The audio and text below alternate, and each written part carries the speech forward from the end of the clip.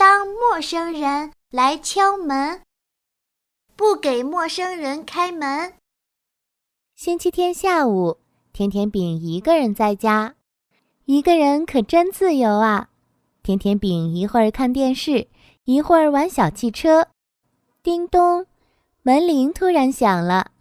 甜甜饼心想，爸爸妈妈有钥匙，不会按门铃，而且他们出门时也没说会有客人来家里。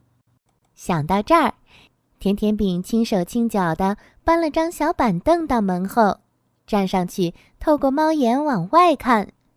啊，是个陌生人！甜甜饼吓坏了。老师说，一个人在家的时候不能给陌生人开门。想到这里，甜甜饼轻轻地溜到电视机旁，把电视关了，然后躲进房间里给爸爸妈妈打电话。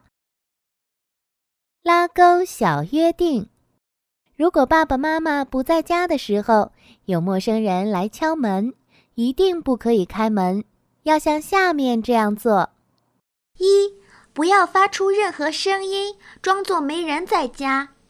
二、如果外面的陌生人一直不走，就给爸爸妈妈打电话。